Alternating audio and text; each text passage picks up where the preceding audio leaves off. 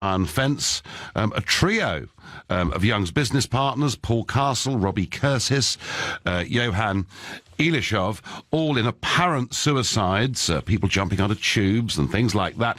And, of course, the Litvinenko poisoning that we saw about 10 years ago. So it does seem that there is, should we say, a link between those that have crossed the Russian regime and their strange, mysterious deaths, either in shootings, hangings, apparent suicides, or indeed in poisonings. And as you would expect, the British government have, of course, been responding to this. This was Boris Johnson speaking yesterday. While it would be wrong to prejudge the investigation, I can reassure the House that should evidence emerge that implies state responsibility, then Her Majesty's government will respond appropriately and robustly. Well, that was Boris, and today Amber Rudd, the Home Secretary, has been using some pretty strong words. Here she is. The use of a nerve agent on UK soil is a brazen and reckless act. This was attempted murder in the most cruel and public way. People are right to want to know who to hold to account. But if we are to be rigorous in this investigation, we must avoid speculation and allow the police to carry on their investigation. We are committed to doing all we can to bring the perpetrators to justice, whoever they are and wherever they may be. So there's two of our leading politicians saying we will do something, particularly if this can be proven. Now, in response to this, what have the Russian embassy said? They've said that they've accused the media of launching a new phase of the anti-Russia campaign that has been ongoing in the United Kingdom. They say we are unimpressed by the statement of the Foreign Secretary in Parliament today. So they're saying don't rush to judgment. So I wonder what you think about all of this and what perhaps should be done.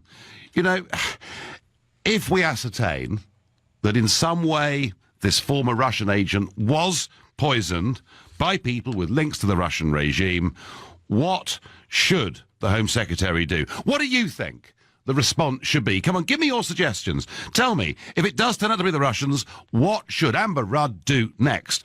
And you can let me know on 0345 6060 973. Or perhaps you think, do you know what? The government will huff and puff and actually they will do nothing, in which case you can text to 84850.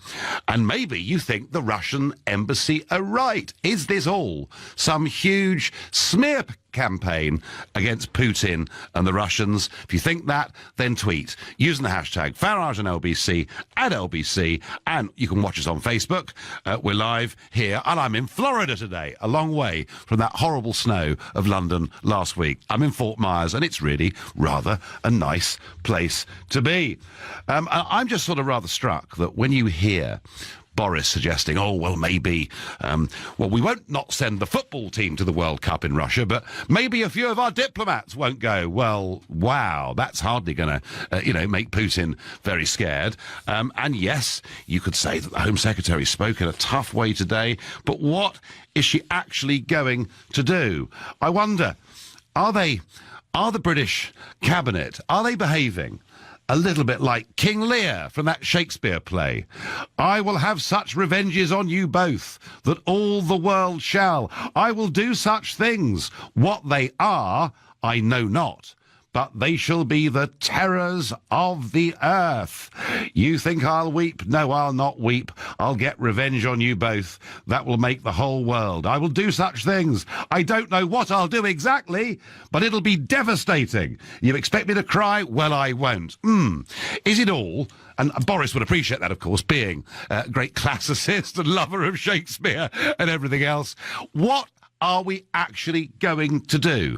Now, my guess is, if this does turn out to be directly linked to the Putin regime, my guess is we'll expel a few more diplomats. My guess is there'll be talk, perhaps, of further sanctions against Russia. And by the way, folks, for those of you that have heard the news over the last few years, and, you can listen to Nick Clegg, or you can read The Guardian, or you can hear quite a lot of Democratic politicians here in America, the story that Vladimir Putin is one of my best friends and that I'm a regular visitor to Moscow is complete and utter hogwash. I've never met Vladimir Putin. I am not part of some international global conspiracy. I did say back in 2013 and 14 that I thought he was a very effective political operator, but I also said that I wouldn't particularly want to live in Russia, a country in which journalists go missing, a country in which free speech doesn't really kind of happen, and you could say, couldn't you, a country in which if you do cross Vladimir Putin, you seem to come to a pretty sticky end. So what should be done if this link is proven? I'm going to ask Richard, who's calling from Banstead and is a new caller to the show. Richard, what should we do? Hey, well, I don't know about what we should do, but I'm thinking about it and looking at all, what's gone on with his nerve gas and who he was and the fact that he was swapped with several other spies, I believe, something like that. Yes. And how public it Yes. was and out in the open it is. I've never heard anyone mention the fact that there's a possibility that maybe someone else did it just to make Russia look bad. Is that a possibility? Well, no, of course it's a possibility. And yes, you're right. He was... Point at them, aren't they? Instantly, so... Well, it's certainly true, Richard, that it suits much of the West at the moment to have Russia and to have Putin as the bogeyman. They need to have an enemy, so blame Putin for everything. I mean, I kept hearing in the referendum, if you vote leave, the only person that'll be pleased is Vladimir Putin. So he is up there as the big enemy. I mean, this guy, you're right, he was swapped. There was a spy called Anna Chapman, and that was the swap. That's right. But equally, Richard, with what evidence we have, and I accept it's somewhat limited, but with what evidence we have, we do know that Putin and others in the Russian regime had said bad things about him and did not approve at all of the way in which he'd behaved, just by the way as we would not approve of anybody that worked for us defecting to what they saw as a foreign power. I mean, they could have made it more pointing towards them if they'd left a Russian flag on the bench with him.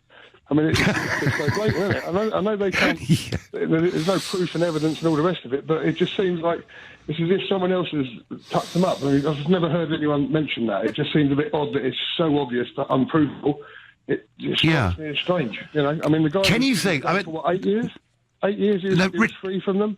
Yeah. No, Richard, I listen, I understand the point you're making. All I'm wondering is, in whose interest would it be to frame the Russians? Well, yeah, there you go. Exactly. That's the hard bit, isn't it? Yeah, That's totally.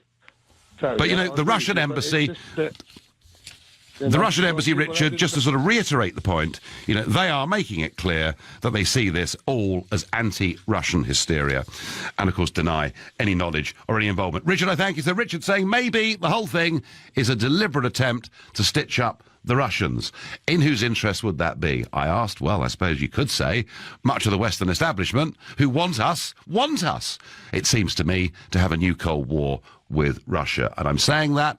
Please don't scream at the radio. Don't say Farage is a Putin fan. I'm not. I have generally thought, though, that better relations with Russia would be a better thing than worse relations. Roy is calling from Stratford. Hello, Roy. Yeah, good evening, Nigel. We should try and get better relations with Mr. Putin. He's probably not a nice guy to cross. But to me, as I understand it, this man, he was a prisoner in a Russision prison. So if they kill him, why not kill him there? Why release him? And, I was probably like you, I was listening to our Home Secretary this morning being interviewed about this, and it was just all talk, all bluster. There is absolutely nothing we can or will do. We won't stand up to the Russians. We're not capable. And Mr. Putin, he's probably laughing at this and laughing at our politicians. This is how bad we've become. But Roy, on the other hand, I mean, it isn't very seemly, is it, to have people being murdered on our streets and in little restaurants in Salisbury and Wiltshire. I mean, the government have got to say something, haven't they? Yeah, but the thing is, Nigel, do we really know for sure that it is Mr. Putin, that the Russians are responsible? How about some of the other countries of the former Soviet Empire? We don't know. And the trouble is now, Nigel, is that trust within our own politicians has broken down so much that, for me personally, if a politician says something, naturally, I just assume now that they're lying. Has it got that bad, Roy? Nigel, I just don't vote anymore. I don't believe any politician, although I have voted UKIP in the past. I think now the main parties, they're not interested in the average person. They routinely lie for themselves, but I just don't trust them. And there's nothing we So can you're do saying, about it. so you're saying, basically, Roy, you're saying, firstly, our politicians won't do a blooming thing anyway, and secondly, you're really saying we should wait for there to be real evidence, yeah? Well, for real evidence, and also, for my main point, what can we do? You remember when Russian forces invaded Crimea? Sanctions didn't mean a thing. They're still there. No. War's still going on. There's nothing we can do. And, and let's be, as well as it Bismarck, real politics. Let's get real on this. What can we do? Nothing. Not a lot, Roy, I would have thought, and yet to listen to Boris Johnson and Amber Rudd, the reason I used King Lear, it all sounded very strong, but I think in reality it doesn't really add up to a row of beans. You're listening to the Nigel Farage Show exclusively on LBC, live from Fort Myers in Florida. It's now 7:15. Nick Ferrari. So we've seen it before, and we've seen it in Salisbury in Wiltshire, as Sergei and Yulia Skripal are very, very seriously hurt by poison, and one of the police officers who was first on the scene has been taken very seriously ill, though he's not critical. The agent, Amber Rudd, didn't tell us what it was, but the Defence Science and Technology Laboratory at Porton Down, which, funny enough, is only about 3 miles from Salisbury, and they're world-renowned experts in this, and they are testing this, but the Home Secretary says that it is a nerve agent. And I'm asking you, given the strong words from Boris and in particular from Amber Rudd, what do you think the Home Secretary will do if this link is proved to be Russian, or is the whole thing one great big, gigantic set-up? Messages pouring in. Skripal was released by Putin in exchange for Russian spies. The US government, the UK government, can freeze and seize assets of Putin's friends, the kleptocrats and oligarchs in the UK. Still, shameless Putin sympathiser, Nigel_Farage on LBC, supports the Russian embassy point of view. It is all Russian hysteria.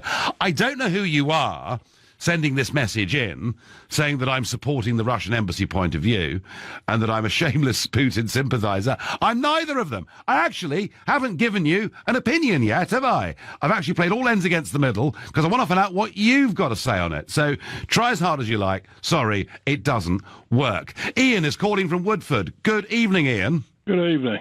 Yeah, well, I'm supporting... So are you... Sorry? Are you sceptical, Ian, about this or not? Well, I was just about to say I'm very much in favour of what the Russian embassy have said, and I don't. Are you? It doesn't really ring true that somebody who's been released in a spy swap years later. We're asked to believe the Russian Secret Service have attacked him or attempted to murder him in this way. There has to be another reason, something that's happened since then. I would suggest. I can't believe it's to do with a spy swap of 8 years ago or whatever. And all this sort of talk about the Crimea. Somebody was talking about the Crimea. People don't seem to. It doesn't seem to register. We don't hear this talk about democracy. When it's something like 98% of the people in the Crimea want to be Russian and want to be governed by the Russian government. Nobody seems to care about that. Well, I mean, Ian, I don't think the Crimea would have happened for one moment had it not been for the European Union and NATO looking to extend eastwards and to take Ukraine into both of those organisations, which was a direct threat, is the way I think that the Russians saw this. And I always said, Ian, that if you poke the Russian bear with a stick, don't be surprised when you get a bit of a reaction. Now, I know some of you will think, aha, there's the proof. He's a Putin supporter. But that, Ian, is what I believe happened. Well, but I think you're 100% right. There's no doubt about it that some years ago, Putin curtailed the power of the Jewish oligarchs in Russia. And I remember at the time, the American government made a statement saying, we're not putting up with this. Putin arrested a few of them, tried to start their own TV station and the usual sort of things that go on, take control of the gas supplies in Russia. And ever since then, Putin has been the number one enemy of the media. And this is what it all comes down to, whether people like to hear it or not. Ian, no, listen, it's a very interesting point of view. Thank you, and you made it very, very well indeed too. Nigel, please wait for the evidence. So far, this is only speculation. Do you honestly think Putin would authorise this? Oligarchs who want to return to Russia are equally suspect. It's all speculation, says Richard from Cheltenham. Nigel, to accuse Russia is too obvious. So here we go. I've got some of you thinking I'm accusing Russia, and some of you who think I'm an apologist for Russia. Nigel, to accuse Russia is too obvious. The USA desperately want a new Cold War with Russia, and in doing so, they have the European Union and the UK's support, as they want to build missile bases in the Ukraine with missiles pointed at Russia and China. The poison used was state level, and that's the difference, says D. So D suggesting that actually this agent that was used, is not something ordinary criminals could get their hands on. D, the fact that it's state level doesn't necessarily prove that it's the Russian state, I suppose, is the answer to that. Why have a murder so visible and this method, says Mike in Eltham. So it's really interesting. So far, I'm getting quite a lot of scepticism through your texts, through your tweets, and through your phone calls. And so far on this show, a feeling that we shouldn't act prematurely until we know the facts. A regular caller to this show is John in Formby. Good evening, John. Yes, good evening, Nigel. Well, first of all, you quoted the Bard. I'm going to quote Oscar Wilde. Right. One enemy, Mr. Putin, may be regarded as a misfortune. To lose 8 looks like deliberate.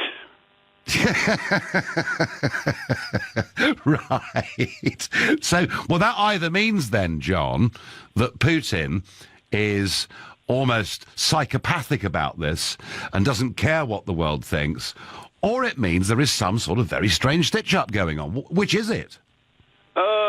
Well, we don't really know. I mean, if I was a bookie, I'd be giving the shortest odds on it being Poison Ivan, as I call him nowadays.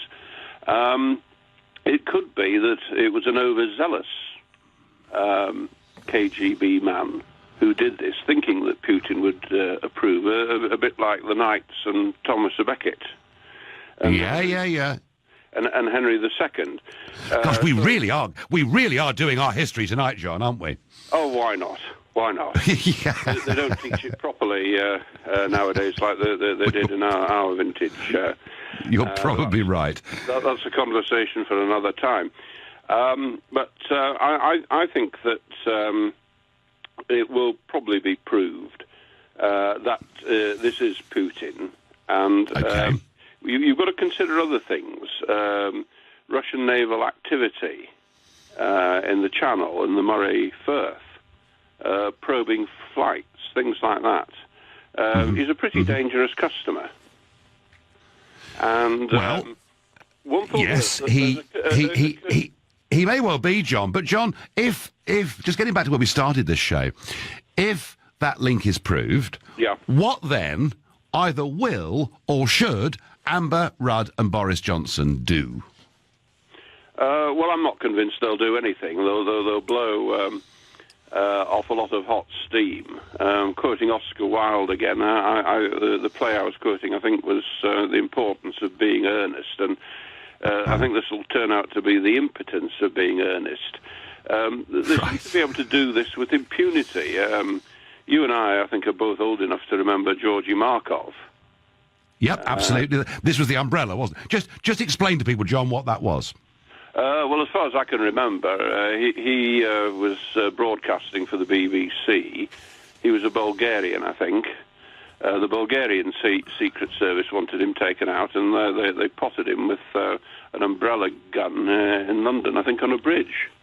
That's right. He was walking over the bridge, wasn't he? He was murdered, and I don't know if he was the first, but he's certainly not being the last. No.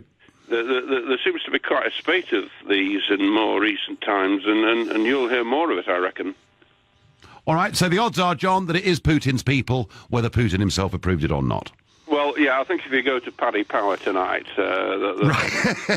OK, well, there are lots of bookmakers out there. Thank you, John. Interesting. John thinks it probably is the Russian regime. Many others are sceptical. Jay in Bournemouth is a new caller to this show. Good evening, Jay. Nigel, how are you? I doubt, even if we have conclusive proof, Jay, that this has been done by a Russian agent who's in the UK, KGB linked or whatever, I doubt our government, Jay, will do a single thing. And I agree with you. I don't think anything's going to happen. And it beggars belief, because we don't really have a military force or anything that we could do to counter anything that Russia is doing anymore. You know, I remember in 1989, I was just down the road from where you are now. You're in Fort Myers. I was down at Naples, just down the road. And, yeah, and I was at a burger place called Harold's Place. Best burgers in the area. Can thoroughly recommend it. And, right. I'll remember that later. When the show's over, I'll head down there. And we were sitting at sort of like an outdoor chicky bar place, you know, having a few beers. And they had these TV sets suspended from the ceiling. And one was showing CNN and one was showing a sports channel and all this sort of thing going on. And then all of a sudden, without any warning, bingo, bingo, bingo, all of the screens turned to a live feed from the Berlin Wall. And people were clambering on the Berlin Wall and trying to, you know, hammer it down. You know, and we were all thinking, all the Americans around me were thinking, oh, they're going to get shot. You know, the East German border guards are going to open fire on them and all this sort of thing. And it suddenly, I suddenly remembered that, you know, when I left school, down in Plymouth in 1965, we had 50,000 people working in the Royal Navy dockyard. 50,000. Yeah, Devonport. Yeah.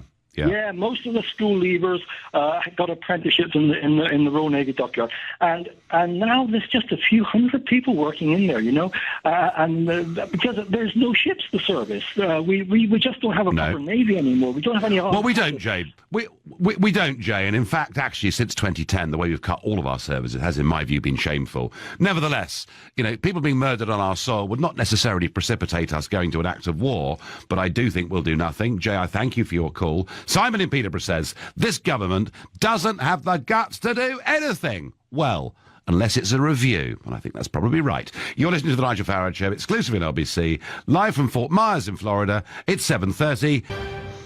The Home Secretary, Amber Rudd, says that we're going to respond in a robust and appropriate manner once we ascertain who was responsible for the poisoning of a former Russian spy, his daughter, and a police officer who was first on the scene, who is also really quite unwell. I have to say, I doubt we'll do almost anything. Interesting story that's broken today. Guido Fawkes, the News and Politics website, can reveal the existence of a draft Keir Starmer press release that shows Labour has been working with Brussels on Brexit policy. The draft press release, which was written after Corbyn's speech last week, would have boasted how Labour had secured EU backing for their customs union proposal. The statement would have said, it is understood that the European Parliament's Brexit steering group was set to adopt its resolution to reflect the wording of Jeremy Corbyn's customs union policy. The press release was never sent, but it subsequently got leaked. And isn't this, folks, what I've been saying on this show all the way through? If you want to look for collusion in global politics, don't look at the Russians and whether they help Trump or Brexit. Just look at the way the Labour Party are, and all the Remainers are working hand in glove with the unelected bureaucrats in Brussels to try to undo the greatest democratic exercise in the history of our nation when 17.4 million people voted Brexit. They're all working together. Piece of Florida news for you. New gun control measures for Florida have passed another legal hurdle weeks after one of the worst school shootings in U.S. history. The state's House of Representatives passed a bill raising the age to buy a gun from 18 to 21 and imposing a 3-day waiting period on all gun sales. So we're beginning to see, you know, in the wake of 17 people being killed at the Marjorie Stoneman Douglas High School in Parkland, Florida. Remember, it was Nicholas Cruz, the 19-year-old. He'd been expelled from the school. He came back and committed this absolute atrocity. And we are beginning to see some gun controls coming in to Florida and other parts of the USA. That is a change. Back to, if it's proven that it's Putin's gang that have done this, and a lot of you, of course, are very sceptical. They say, well, why on earth would they behave in such a ridiculous manner? Perhaps it's somebody wanting to frame the Russians for this. But if it was proven to be them, what would Amber Rudd and Boris Johnson do? And from what I can see so far, we might not send a few people to the World Cup football. By that I mean one or two diplomats, but all the footballers would still go. I don't think we'll do anything, even if it is proven to have been Putin's people. I wonder what Adrian in Oldham thinks. Adrian, what would you do?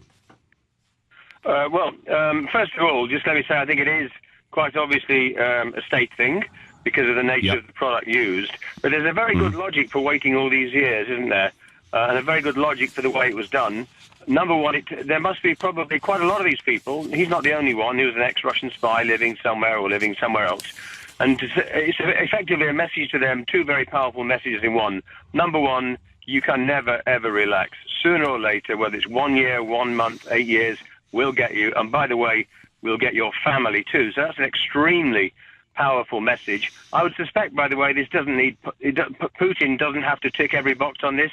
It's probably a general policy, and his people carry it out from time to time. In terms of what we do about it, Johnson, of course, is, as the Russians have called him, a child in an adult's body, and therefore he issues a ludicrous sound. It's actually, as a put-down line, it's quite good, isn't it? Very good. Well, I think and the people in the American State Department say they just don't want to meet with him because he's such a clown. But whereas Amber Rudd says, when we find out or if we find out, then we'll do something, a far more wise statement, because it shows something that sounds robust. It actually gives her the opportunity to kick the thing so far down the road in terms of proof that it never has to be done. So as a sort of a sensible political gambit, hers was one. His was his typical, I've got to try to stay in the headlines thing when he's becoming less and less relevant to anybody and anything in the world, I would have thought. Yeah, I mean, her words, Adrian, you're right, in terms of political crafting, her words sound very strong, but in effect, she's bought herself a huge amount of time, yeah?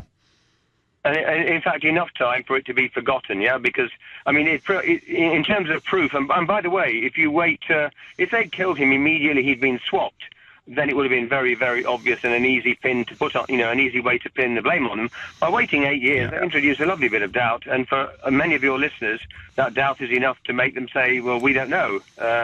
Whereas, obviously, I would have thought with the chemical constituent used, the Russians don't hand those out like sweets to anybody any thug that's wandering around the streets. They're very... UK taxpayers would necessarily be very pleased about. What does Simon in Horchurch think? Good evening, Simon. Good evening, Mr. Farage. As you've alluded to earlier, we've interfered with Russian interests at what they call their near abroad, and obviously they've got very sensitive about that. But as is likely this is proved to be the Russian state that's done this, then they are doing exactly the same in our country, and any government worth its salt has to react to that. Now, what can we do? In my opinion, if it's proved that this is taking place, then I don't think the England football team can attend the World Cup. It would need to be... Can you, Simon, just stop you there for a moment. Mm-hmm. Back in 1980, when the Olympics was being held based in Moscow, the government position, Mrs. Thatcher's government position, was that they advised our athletes not to attend, but nearly all of them went, didn't they? Can you actually imagine? But can you actually imagine the uproar, the anger in the UK, in England particularly, if the football team didn't go to the World Cup? Well, I mean, I'm a football fan, Mr. Farage, and I will be disappointed if we're not taking part. But nonetheless, the difference between 1980 and now is, of course, that was the invasion of Afghanistan. Obviously a problem for the Afghan people, but not directly a threat, an attack on us. This is an attack on our sovereignty. This is an attack on our people. As I think you probably mentioned, it's not only an attack on an emigre now living in our country, it's also an injury to at least one policeman and sort of, hopefully minor injury to other citizens of this country. So we're talking about something entirely different from 1980. The government did just suggest to the athletes they shouldn't go. In this case, if it's proved that we've had an attack on our territory, then that's a question of the government saying, we're withdrawing. we should also agitate. I'm not saying that we've got the political. So, Simon, let me just pin you down on this, please. Mm-hmm. So, are you absolutely saying that if it's proved a Russian agent did this, with or without Putin's approval, but if it's proved that a Russian state actor did this, are you saying we should withdraw our football team from the World Cup? Yeah, let me give you a sort of. All right, no, fine. I mean, look, it's a very strong opinion. I'm sure I'm going to get a lot of comments on that. What else would you like to say, Simon? Right. Well, I think there are other measures that we can take as well. There are economic sanctions that we can take. We can obviously withdraw our embassy from Moscow, and ultimately, although it sounds a bit cloak and dagger, I know, but as people have alluded to, there are various factions involved in the Russian establishment, just as there are to some degree here. But obviously, in their case, they're much more violent, shall we say, or prepared to use different means.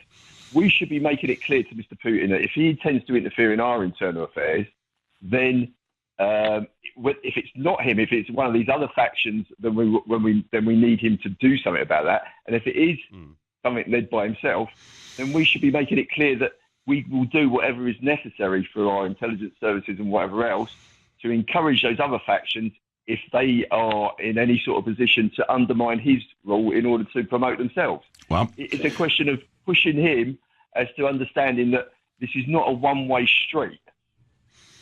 Well, Simon, one thing I'm certain of, if you were in the cabinet, you'd take a lot firmer action than I think we're going to get from our current government. Thanks ever so much indeed for your call. You're listening to The Nigel Farage Show, exclusively on LBC, live from Fort Myers in Florida, and it's now 7:45.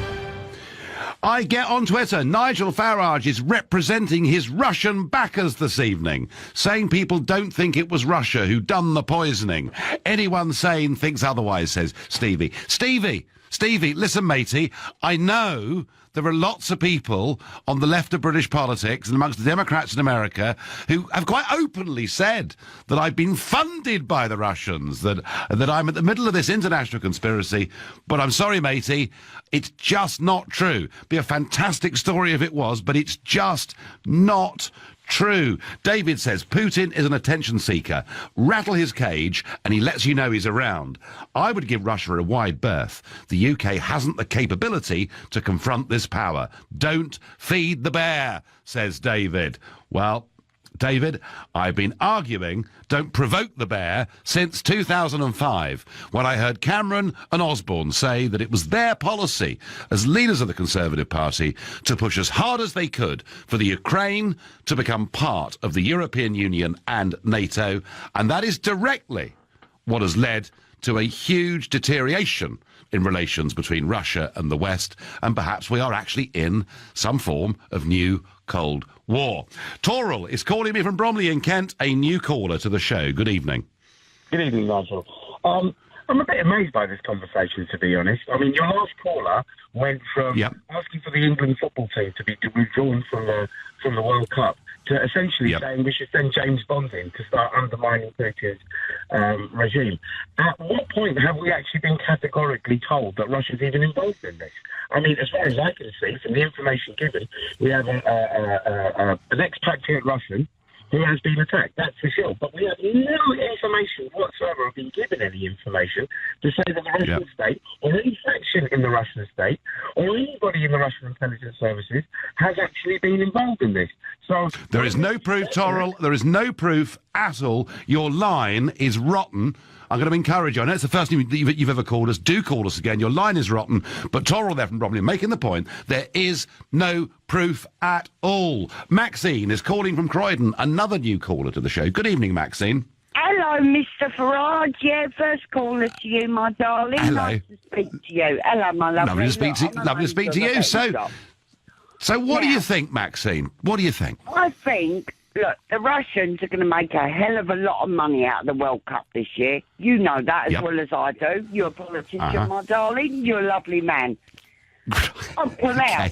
And I know it ain't the right thing to say, because you're going to have footballer fans out there that are going to say, no, we can't do that. Ain't fair on the footballers because it might be their last World Cup. Well, let us take a stand. Let us pull out, because Russia are relying on making a hell of a lot of money out of the football matches being put on the TV making a hell of a lot of money. Now, if we lead by example, when they do something over here to us, you watch the rest of them countries pull out as well. When we lead by example, I'll tell you what's going to happen, Mr. Farage. I'll tell you what's going to happen. When our fans go out there, there is no protection. The Russian hooligan fans are going to create problems. Then it's going to look bad on our fans that go out there just to watch a football match. But Maxine, I do understand your passion with this. All right, fine. But there isn't any proof yet that it was the Russians that did this.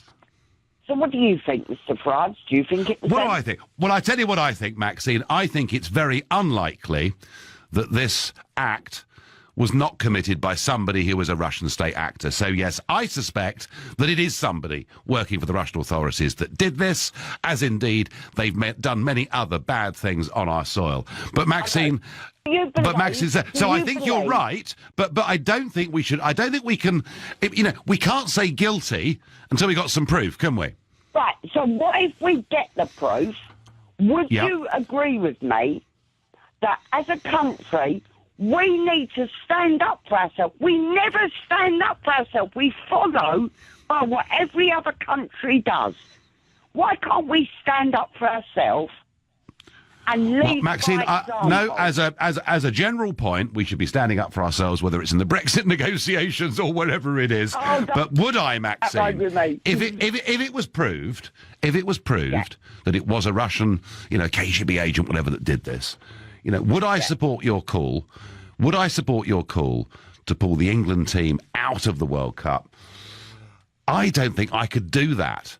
To millions and millions of England fans, and in Croydon, Crystal Palace fans, of course. I just don't think I could do that. But Maxine, you make your point very clearly. I thank you very much indeed for the call. Second person that said we should withdraw from the World Cup final. All Boris said is we should pull out a few diplomats. Adrian is calling from Hastings, another new caller. So, Adrian, what's to be done?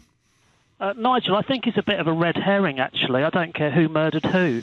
Russia is unaccountable. The United States Security Council is impotent. All the time Russia's got a veto, nothing's going to happen. Russia can do whatever they want. The real answer is to have some governance over this whole thing. The United Nations Security Council should have a situation where two countries need to veto the motion, not just one. Russia is unaccountable. They're quite happy. Well, that's the way the UN Security Council has been set up, Adrian, as you know. And it fails. I don't think since the League of Nations back in 1921 that necessarily this organisation in that incarnation or this has been a tremendous success. But let's assume, suppose we get some evidence in 2 weeks' time that a KGB agent did this. What would you do, Adrian, or what should Amber Rudd do? Oh, dead easy. Get hold of the United Nations Security Council. Change the policy where Russia or one country can't veto. All right, no, fine, I've got it, but that may take 10 years to change. The sooner the better. If we don't start now, it's never going to get... All right, fair enough. No, Adrian, fair enough. And Adrian there from Hastings looking for, really big global change in terms of the way the UN Security Council is administered. Kevin is calling from Cardiff. Good evening, Kevin. Hello, Nigel. Good evening. So, what? I'm all right. Now, what's motivated you? You've never called me before. I wish I was where you were in America right now, because I feel nervous. I'd just like to say... Why do you feel nervous, Kevin? Well, Russia has been testing our airspace. They're sending submarines into near our waters. Why is he doing that? Right? If you want to needle someone, you don't like someone, you want to needle someone. That's the type of thing you would do. This attack on this chap now, I just think it's... I mean, come on. We've just had nerve agents used on the British streets of the UK, innit? Yes, isn't it it's pretty awful, I agree. Yeah. Now, what if I wake up in the morning or tomorrow and the cabinet's been taken out, or Cobra meeting? It's obvious he wants war with us. What I would do, I'd get on... Winston Churchill said after we defeated the Nazis to go and get the Russians, and they said he was a warmonger. I think we just got to wake up and smell the coffee. He wants war. And we just get... what I would do, I'd be honest... But Kevin, all the while, we are in a close military alliance with the United States of America, do you really think in those circumstances that Putin would want war with us? Nigel, didn't I read last week on the news that he warned the West that he has new super weapons? Did you see that? He said, "Yes, I did see. I did see that. I did see that." Said, right, just hear me out, Nigel. Right? He said that he had special missiles that could go anywhere. And I thought at the time, what does he mean by that? We've already got cruise missiles. That's nothing new. How do we know he hasn't got little missiles he can send into a barbershop while you're having a haircut? You don't know what technology they've got. This chap. Or us, Kevin. I mean, Kevin. Kevin. I mean, I can't believe that the people we're all going about, but we just had nerve agents, a serious weapon used on the UK. It's Kevin, it's horrible, but I wouldn't be too scared about Russian technology. If you saw those naval vessels, right, those naval vessels that came down the channel a few months ago, they were mostly aging rust buckets. So in terms of technology, they're not with it. Kevin, I thank you for your call. And Kenny says, "Hi, Nigel. Many of your callers are missing an important point. This is not a scandal in Russia. There are state denials. But the killing of someone viewed as a traitor plays well for Putin before their elections, as does a diplomatic row with the UK." So, Kelly, I think, what you're saying there is a very, very fair point. I think it's 75, 80% likely that a Russian state actor has done this. In response, I frankly can't see that we can do very much. I'm guessing maybe the voices saying we shouldn't attend the World Cup football will get greater. But just imagine if we pulled the England football team out of the World Cup, the anger of millions in this country. So my conclusion is little will happen. You've been listening to the Nigel Farage Show. I'll be back on Sunday morning at 10 o'clock. At 10 tonight, it's Ian Collins. But up next, it's Clive Bull. Nigel, thank you very much.